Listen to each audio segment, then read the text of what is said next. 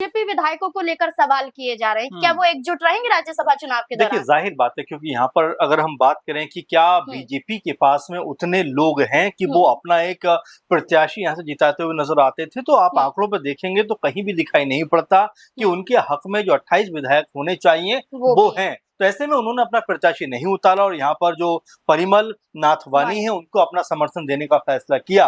लेकिन अब बड़ा सवाल और महत्वपूर्ण सवाल यही बन रहा है नाज़मीन कि क्या बीजेपी कोई तिकड़म भिड़ा सकती है? क्या नाथवानी कोई कह सकते हैं कि इस तरह से जो अब तक दावे किए जा रहे हैं कि उनके पक्ष में 4-5 लोग निकलकर सामने आ सकते हैं, क्या ये मैजिक होता हुआ दिखाई पड़ेगा? क्योंकि अगर हम महागठबंधन की बात करें तो उनके पास में तयशुदा 56 विधायक हैं जो दोनों राज्यसभा सीटों के लिए चाहिए, तो ऐसे में उनको बड़ी परेशानी नहीं होगी। लेकिन अब इसमें भी एक खेल दिखाई पड़ता है, क्योंकि आप देखेंगे कि जयराम महतो जो हैं वो परिमल नाथवानी के पक्ष में जाते हुए दिखाई पड़ते हैं, जो जेएलकेएम के एकमात्र विधायक भी हैं, तो आंकड़ा 25 का बन जाता है।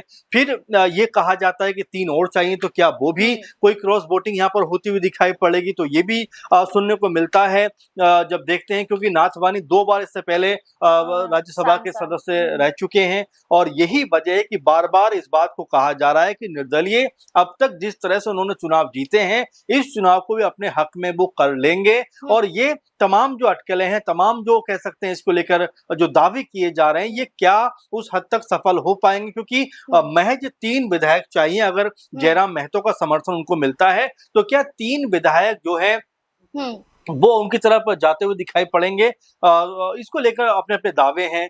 बीजेपी की तरफ से कहा जा रहा है कि भाई बहुत सारे लोग ऐसे हैं जो जेएमएम से नाराज हैं, कांग्रेस पार्टी से नाराज हैं, और यहाँ पर राजद और माले जो भाकपा माले हैं, उन्होंने भी खुलकर अपनी बात नहीं कही है। तो हो सकता है कि वो यहाँ पर अपना समर्थन जो है वो जो निर्दलीय प्रत्याशी हैं परिमल नाथवानी उनको